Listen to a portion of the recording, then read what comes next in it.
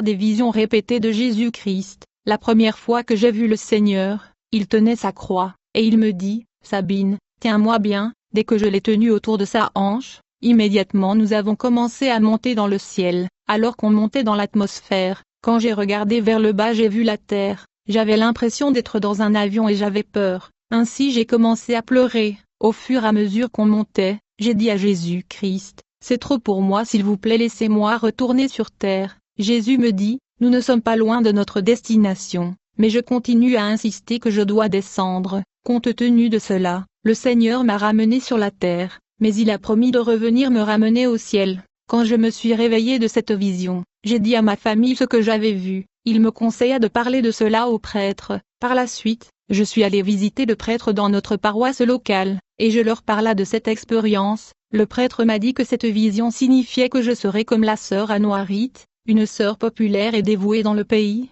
qui a été canonisée récemment. À l'âge de 10 ans, quand j'étais en 5e année de l'école primaire, j'avais eu une autre vision du Seigneur. J'ai vu Jésus à l'est au lever du soleil. Quand je l'ai vu, j'ai commencé à marcher vers lui. Alors que je me dirigeais vers le Seigneur Jésus, j'ai remarqué que des rayons de lumière sortaient de ses yeux, et j'étais dans l'étonnement. Je me demandais ce qu'étaient ces rayons lumineux. J'ai dit au Seigneur Jésus-Christ, « Vous m'appelez et je viens vers vous. Mais qu'est-ce que ces rayons de lumière projetés par vos yeux ?»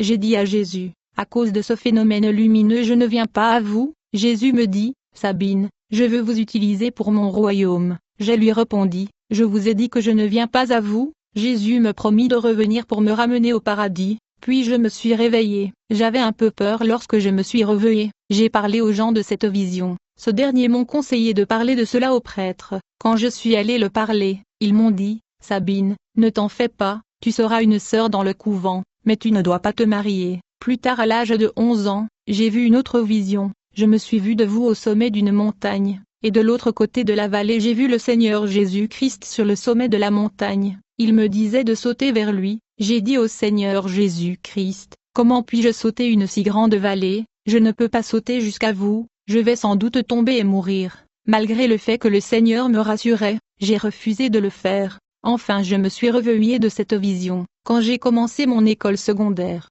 ces visions du Seigneur Jésus-Christ se sont multipliées, c'était quotidien. Comme résultat j'ai commencé à ressentir le désir de servir Dieu en moi, et j'ai été encouragée par les gens à rejoindre le couvent, et devenir une sœur, afin que je puisse être sous la direction de prêtres dans le séminaire. Plus tard, je suis devenu un acolyte catholique. En revanche, ma mère ne voulait pas que je devienne une sœur. En vrai dire, elle voulait que je me marie pour avoir des enfants. En effet, dans sa jeunesse elle avait souffert et avait du mal à concevoir. En fait, ma mère nous a donné naissance à un âge tardif. Elle voulait que je me marie et avoir des enfants. J'ai grandi dans le mode de vie catholique. J'avais la vocation dans mon cœur de servir Dieu comme une sœur. Mais ma mère était opposée à cela, étant donné qu'elle continuait à s'opposer à mes aspirations de rejoindre le couvent et devenir une sœur. En fin de compte je me suis rebellée contre elle. Ce fut quand notre prêtre m'a fait comprendre qu'il ne pouvait pas me prendre au couvent sans l'approbation de mes parents. Ce fut à ce moment que la rébellion entra dans mon cœur. C'est à ce moment que ma vie a pris une autre tournure. J'ai abandonné l'habitude d'aller aux paroisses. J'ai renoncé à mes activités dans l'église et j'ai commencé à assimiler le monde. J'ai dit à ma mère et le prêtre local, à partir d'aujourd'hui, je le jure, je serai un rebelle et un délinquant. Et pourtant l'éducation catholique était le standard pour moi. Mais, très rapidement j'ai commencé à m'habiller en mode, avec des maquillages et des mini-jupes. Malgré tout ceci, Dieu m'a gardé de l'immoralité sexuelle parce qu'il savait que j'allais lui servir. Plus tard je me suis retrouvée dans les arts martiaux parce que j'aimais me battre.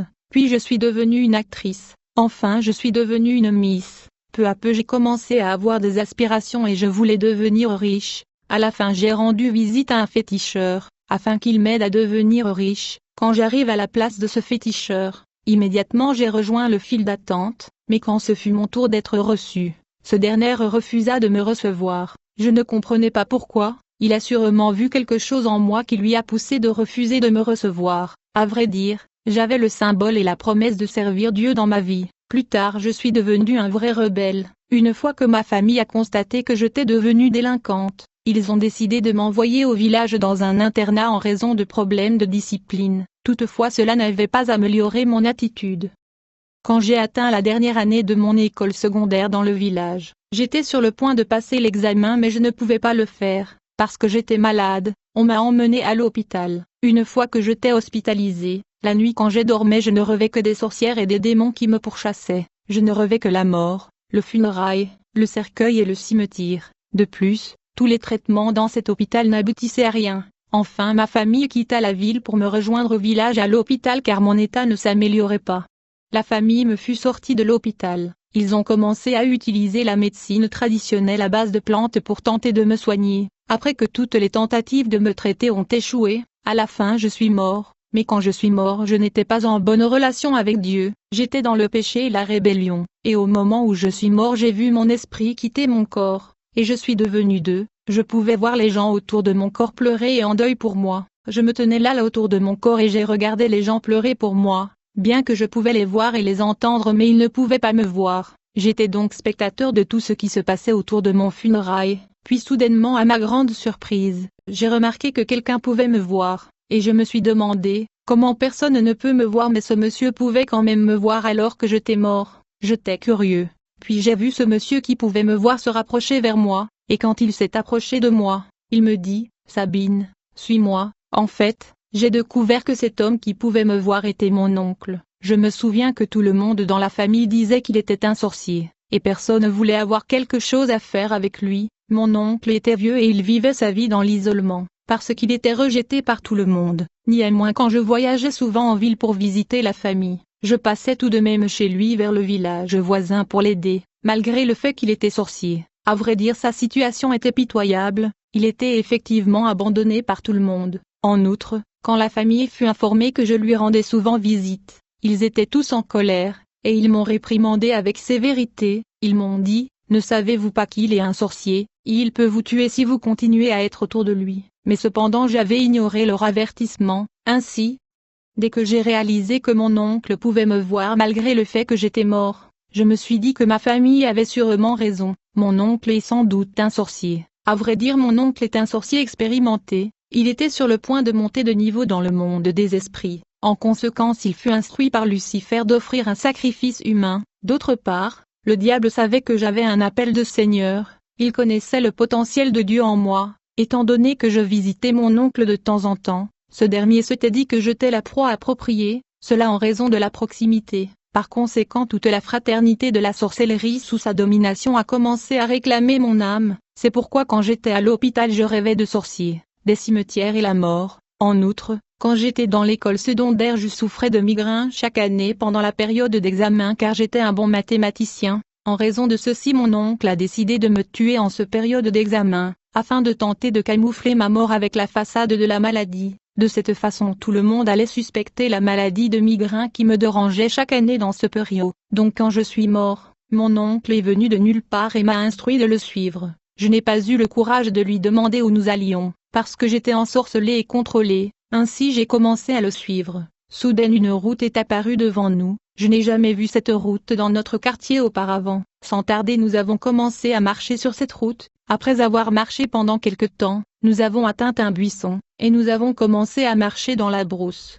Je suivais mon oncle sans lui poser de questions parce que j'étais envoûté, alors qu'on marchait dans la brousse. Nous avons traversé une rivière, et nous sommes entrés dans une forêt. Ensuite nous avons pénétré profondément dans ce forêt. Enfin nous sommes arrivés devant un enceinte, qui était entouré et clôturé par de feuilles de palmier. Bien-aimé, quand nous avons atteint cet endroit horrible et éloigné au milieu de la forêt, nous nous sommes arrêtés. Soudainement, mon oncle se retourna et a commencé à me regarder droit dans les yeux. Il était là debout devant moi en train de me regarder. Il me regarda pendant une période de 10 minutes. Je ne pouvais pas comprendre pourquoi il me regardait comme ça, mais en réalité il était triste. Il s'apitoyait sur moi, parce que j'étais censé être exécuté dans cette forteresse épouvantable de sorcières au milieu de la forêt. Mon oncle se souvenu de visites que je lui rendais, la nourriture que j'avais l'habitude de l'amener, et comment je l'aidais en nettoyant sa maison. Après m'avoir regardé il a fait un signe de regret. Après cela mon oncle me dit, « Sabine,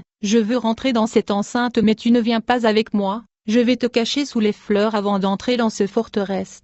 Mais une fois que je serai à l'intérieur, tu devras rester caché, et si les gens viennent te chercher, tu devras te cacher, ils ne doivent pas te voir. Même si tu es mordu par une moustique ne réagis pas, ne faites pas de mouvement et ne toussez pas. » Aussitôt que mon oncle est entré dans cet horrible édifice au milieu de la forêt, tout de suite je me suis caché sous les fleurs qui étaient vraiment longues, et dès qu'il entra dans cette bastion de sorciers, j'observais tout depuis le lieu où j'étais caché. À l'intérieur de cet édifice il y avait une foule de gens qui étaient des sorciers. Dès que mon oncle est entré, j'ai tout de suite vu des gens applaudir, il y avait ovation et une atmosphère de célébration. Ils étaient heureux de voir mon oncle, comme s'ils s'attendaient à quelque chose de bon de sa part. Ils criaient et disaient le maître était arrivé.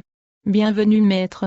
Je ne savais pas que mon oncle était un chef, j'étais surpris, mais j'ai remarqué que tout le monde dans cet endroit fumait du cigarette, je ne sais pas vraiment ce que c'était, puis je les ai vus donner à mon oncle qui était leur chef une cigarette. Dès que mon oncle prit place parmi eux, tout de suite ils lui ont demandé, « Maître, où est la fille? Où est Sabine ?» Mon oncle leur a répondu, « Je l'ai cherchée aujourd'hui mais je ne pouvais pas la trouver, je l'amènerai demain. » Aussitôt j'ai vu un sorcier se lever et dire, « Maître, j'ai apporté ma casserole et mon assiette parce que je pensais qu'aujourd'hui était le jour de la célébration, comment vais-je retourner avec cela ?» Puis un autre sorcier se leva et dit, « Maître, j'ai apporté le marteau et la scie afin de couper notre bétail Sabine, j'ai même apporté la machette et le couteau, mais comment se fait-il que notre bétail Sabine n'est pas là ?» Un autre homme se leva et a dit, « Maître, j'ai apporté beaucoup de piments, de l'huile et d'oignons, mais où est-elle? Où est notre viande ?» Un autre homme dit à mon oncle, « Tu m'as donné des invitations et j'ai invité et amené des gens de l'étranger qui sont venus manger, nous pensions qu'il y avait une fête aujourd'hui, que vais-je dire à ces invités de l'étranger? Comment se fait-il qu'elle n'est pas ici? Essayes-tu de nous tromper ?» Puis j'ai vu un sorcier qui avait un long nez, il dit à mon oncle, « Maître, quand tu entrais dans l'enceinte, je pouvais sentir l'odeur humaine autour de toi, es-tu sûr que tu n'es pas venu avec elle? Allons, dis-nous la vérité, parce que je peux sentir l'odeur de l'être humain. » Mon oncle leur a tous répondu, « Demain je veux l'amener sans doute. » Ne vous inquiétez pas, mais ce sorcier dit à mon oncle, « Maître, permettez-moi de chercher à l'extérieur parce que je peux sentir l'odeur humain aux alentours. » Bien-aimé, pendant que j'observais ceci j'ai été stupéfait dans l'épouvante. J'ai appris que les sorciers sont des cannibales, qui se nourrissent de la chair humaine, ils peuvent même nous sentir comme de la nourriture. J'ai ressenti une douleur dans mon cœur tout en observant ce qui se passait dans ce rassemblement de sorciers, et je me suis senti impuissant. J'ai dit en moi, cet homme m'a emmené ici pour être tué, mangé et dévoré par ces sorciers. Dans ce moment de confusion et stupéfaction, j'ai commencé à prier dans mon cœur, et j'ai dit Seigneur Jésus-Christ, s'il vous plaît, aidez-moi. Quand j'ai fait cette courte prière, immédiatement j'ai entendu une voix retentir et dire, Servante Sabine, vous ne priez pas? Quand je regardais autour de moi pour vérifier qui me parlait, j'ai vu qu'il n'y avait personne, puis j'ai entendu cette voix de nouveau me dire, « Servante Sabine, pourquoi est-ce que vous ne priez pas? Ne savez-vous pas qu'aujourd'hui est le jour de votre exécution et de votre mort? Vous avez décidé de rejeter Dieu, alors qui vous aidera maintenant? Vous allez mourir aujourd'hui, sauf si vous priez. » La voix ajouta, « Servante Sabine, il a été convenu dans le monde astral de sorciers que tu mourras aujourd'hui, de ce fait tu dois prier. » À ce moment j'ai commencé à dire en moi-même, « Je ne sais plus prier, que puis-je faire ?» Finalement j'ai décidé de réciter le Notre Père qui est dans le cieux. Je récitais le Notre Père qui est dans le cieux, quand soudainement j'ai vu une lumière resplendissant, et j'ai vu un ange radieux descendre du ciel. Il était luminescent et éclatant de lumière, il avait des ailes. L'ange de l'Éternel a atterri précisément là où je me cachais sous les fleurs, puis il me dit, « Sabine, n'ayez pas peur. Je suis venu pour vous aider. » Il me demanda de me lever parce que je me cachais sous les fleurs, puis nous avons commencé à nous éloigner de cet endroit sombre dans la forêt. L'ange me dit, « Sabine, il y avait un accord qui a été signé dans le monde de la sorcellerie pour vous sacrifier, mais la miséricorde du Seigneur et vos bonnes œuvres ont parlé pour vous. Le Seigneur vous avait mis à part pour lui servir. Quand vous allez retourner dans le monde, dites aux gens de ne jamais cesser de faire les biens, parce que les bonnes œuvres parlent plus fort au ciel. Même si quelqu'un vous blesse, n'abandonnez pas de pratiquer la bonté, parce que le comportement négatif est une porte ouverte aux sorciers. » Puis l'ange me demanda, « Sabine, pourquoi avez-vous abandonné l'église et la prière? Avez-vous abandonné la prière parce que votre mère vous a interdit de devenir une sœur? Êtes-vous en colère contre Dieu ?» L'ange me dit, « Vous ne devriez jamais vous disputer et vous fâcher contre Dieu, et vous ne pouvez pas être en colère contre Dieu. Vous devez retourner à Dieu et commencer à le servir. C'est parce que vous avez décidé d'abandonner le Seigneur que ces sorciers vous ont tué. Le diable savait que vous avez quelque chose de Dieu, et votre étoile brille. C'est pourquoi il a demandé à votre oncle qui est hautement placé dans le monde des esprits de vous sacrifier. Plus tard nous sommes enfin arrivés dans notre enceinte où les gens pleuraient et étaient en deuil pour ma mort. L'ange de l'Éternel me dit, « Sabine, vous voyez le corps qui est là où les gens pleurent? Allez là-bas près de ce corps-là et asseyez-vous sur ses pieds. » Je ne pouvais plus savoir que le corps qui était allongé là était mon corps. J'ai fait comme instruit par l'ange du Seigneur. Immédiatement j'ai attendu les gens dire et s'exclamer, « Elle bouge.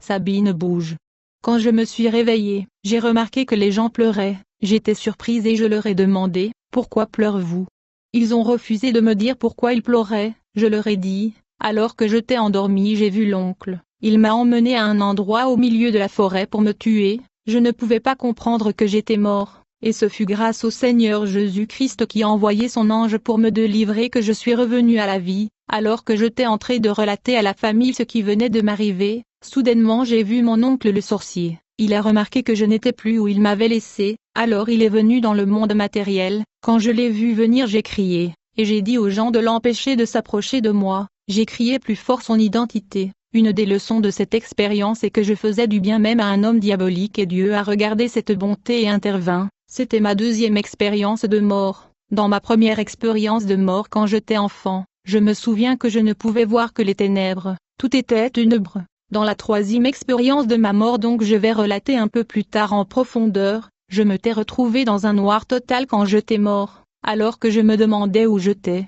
Soudainement j'ai vu courir vers moi un groupe des gens. Quand je les ai observés attentivement j'ai constaté qu'ils s'étaient trop courts, c'était la terreur. En fait, ces démons étaient des nains, ils avaient des chaînes avec eux, ils couraient vers moi dans le but de m'enchaîner. Ce n'était épouvantable à voir, c'était la terreur. J'étais dans l'étonnement et je me demandais qu'est-ce qui se passait. Ces créatures couraient vers moi afin de capturer mon âme, mais aussitôt qu'ils se sont rapprochés de moi, ils ont ralenti leur course. En ce moment même je pouvais les entendre discuter entre eux et dire, « Celle-ci n'est pas à nous, elle ne nous appartient pas, elle n'est pas la nôtre, elle n'est pas notre âme. » Alors que je me demandais qui étaient ces entités immédiatement j'ai entendu la voix du Seigneur retentir et dire, « Sabine, ces êtres que vous voyez avec des chaînes sont des démons. Ce sont eux qui viennent chercher et capturer les âmes qui meurent dans le péché, ceux qui meurent sans Christ, ceux qui ont failli d'aller au ciel. Ils sont capturés et enchaînés par ces démons et transportés aux portes de l'enfer. Bien-aimé, une fois que tu meurs, soit tu seras acheminé au paradis par les anges, soit tu seras capturé et enchaîné par les démons qui vont t'amener aux portes de ce jour de mort, le lieu de tourment. Ce fut par la grâce du Seigneur que je t'ai épargné de la capture et des chaînes de démons qui étaient venus m'enchaîner afin de me transporter en enfer. Après cet incident je me suis mariée à l'âge de 20 ans et j'ai eu 3 enfants. mais je n'appréciais pas ce mariage. Après ma résurrection de la mort, je ne me suis pas vraiment attaché à Dieu, pourtant le monde du diable était après moi. À chaque fois que je me réveillais le matin, j'étais sans sous-vêtements, les démons venaient enlever mes sous-vêtements et c'était répétitif. Le matin quand je me réveillais je trouvais mon sous-vêtement loin de mon corps. Comme ce phénomène paranormal se répétait, ma mère m'amena à une église évangélique, où je suis passé par la prière de délivrance. À la suite de cela ce phénomène étrange s'arrêta. Plus tard quand je me suis joint à cette église évangélique, le Seigneur a parlé à travers une prophétie. Il me dit tu seras ma servante, tu vas prophétiser et je t'utiliserai. Peu de temps après avoir rejoint cette église, j'ai commencé à fonctionner de manière puissante dans le don de la prophétie et de la vision. Je suis devenue prophétesse, bien que je fonctionnais dans la prophétie et vision, je n'étais toujours pas née de nouveau, mais malgré le fait que je n'étais pas née de nouveau Dieu avait placé en moi des capacités qui étaient fonctionnelles. Un jour j'ai vu dans un rêve une femme prêchant devant une foule de gens. Quand j'ai regardé attentivement j'ai vu que c'était moi. Je suis venu à réaliser que j'étais celui qui prêchait. Dans ce rêve le Seigneur m'a demandé, « Voulez-vous devenir ma servante ?» Je lui demanda, « Pour quel but ?» Le Seigneur me dit, « Je veux que vous soyez un prédicateur. » J'ai dit au Seigneur, « Je ne sais pas comment prêcher et que vais-je prêcher ?» J'ai dit à Jésus, « Je ne peux pas prendre cette responsabilité. » Quand je me suis réveillé le matin ce jour-là, ma mère m'a demandé, « Pourquoi n'as-tu pas accepté cette offre du Seigneur de devenir prédicateur? Tu devrais accepter. » Peu de mois après, j'ai revu le Seigneur Jésus-Christ dans une vision qui me demandait, « Veux-tu être ma servant ?» Cette fois-ci j'ai accepté son offre, j'ai commencé en travaillant comme intercesseur. J'ai continué à opérer dans le don du Saint-Esprit, mais je devais résoudre le problème de mon attitude du vieil homme. Je n'étais pas encore brisé et cassé. Peu de jours plus tard j'ai été appelé par les pasteurs pour les rejoindre dans une réunion de l'église. Quand je suis arrivé, ils ont prié pour moi afin que je puisse servir le Seigneur. Puis soudainement l'Esprit de Dieu a commencé à m'utiliser dans la prophétie et la parole de connaissance, et je livrais des messages prophétiques à tous ceux qui assistaient à cette réunion. À ma grande surprise, un des pasteurs dans cette réunion rejeta le message prophétique que le Seigneur lui avait transmis au travers de moi. Il me dit, « Vous êtes animé par un esprit de Python, vous prophétisez grâce à un esprit démoniaque, et votre prophétie est fausse. » Quand j'ai entendu cela je me suis fâché et j'ai perdu mon sang-froid. Immédiatement j'ai insulté le pasteur et je l'ai brutalisé, et nous avons commencé à nous quereller devant les gens qui assistaient à la réunion. J'ai dit au pasteur, « Tu ne me parles plus et je ne prendrai plus part à tes prédications, et je ne veux plus te parler, on va se parler au cimetière. » En outre, le message que j'avais livré au pasteur était authentique et il s'était accompli, mais mon attitude était le problème. La réunion a été donc interrompue en raison de mon altercation avec l'homme de Dieu. Dès que nous sommes sortis de la réunion, soudainement j'ai entendu la voix du Seigneur Jésus-Christ dans le ciel, mais les gens autour de moi ne pouvaient pas l'entendre, malgré le fait que c'était comme un coup de tonnerre. Jésus me dit, « Toi, Déborah, pourquoi as-tu insulté le pasteur ?»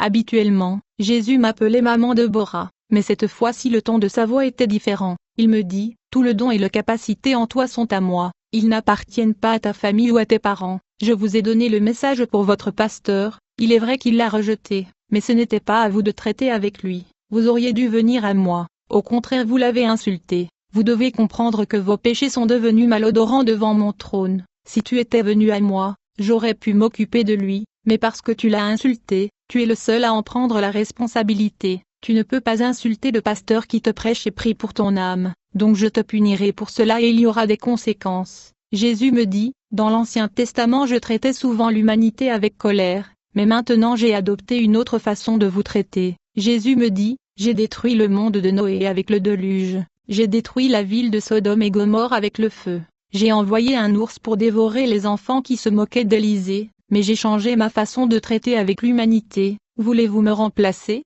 Parce que vous êtes une personne colérique, je vous traiterai avec colère, et je vais vous montrer que je peux être un Dieu colérique. Vous devez comprendre qu'il y aura conséquences pour votre comportement envers mon serviteur. Bien-aimé, j'ai été effrayé par cette voix de tonnerre. J'ai parlé aux hommes de Dieu à propos de la parole de Jésus. Plus tard je suis allé voir le pasteur et je lui ai demandé pardon, mais celui-ci refusa de me pardonner, et me dit, Dieu te punira pour que tu saches que je suis son serviteur. Beaucoup de gens l'ont supplié, mais le pasteur a refusé de me pardonner. Quelques jours plus tard j'étais avec mon ami dans notre enceinte, quand soudainement j'ai vu 2 soldats entrer à notre parcelle. J'ai dit à mon ami, ces soldats semblent venir pour moi. Il se peut que le pasteur les a envoyés après moi, mais mon ami ne pouvait pas voir ces deux soldats, j'étais le seul à le voir. Quand ils sont venus là où j'étais assise autour de mon ami, immédiatement je suis entré dans le coma, mon esprit est sorti de mon corps, puis les deux soldats m'ont dit, Deborah, nous sommes venus pour vous arrêter. Je leur ai demandé, c'est quoi le problème? Ils ont répondu, vous avez insulté un homme de Dieu, n'est-ce pas? Du coup j'ai remarqué que le premier soldat avait une étiquette sur sa poitrine, sur lequel était écrit, l'archange Michael, sur l'étiquette de l'autre soldat était écrit, l'ange Rudolph. Aussitôt, j'ai vu ces deux anges m'ont alors menotté, ils voulaient menotter mes mains derrière, mais l'ange Rudolph a dit à l'archange Michael, comme elle est une femme, menotons ses mains par devant. Pendant ce temps, quand mon amie a remarqué que je suis tombée dans le coma et que je ne me réveillais pas malgré ses efforts, elle est allée appeler des hommes de Dieu qui ont emmené mon corps à l'église, alors ils se sont mis à prier pour moi. J'étais en état d'arrestation aux mains de ce militaire, qui était l'archange Michael et l'ange Rudolph. Soudainement j'ai vu un escalier apparaissant devant nous, tout de suite nous avons commencé à monter l'escalier qui se dirigeait vers le ciel, mais pendant que nous grimpions, l'ange Michael me battait avec un bâton, et tandis qu'il me battait, j'ai pleuré au Seigneur. Michael me dit, arrêtez d'appeler le Seigneur, vous ne le connaissez pas, si vous le connaissiez vous n'alliez pas insulter les gens.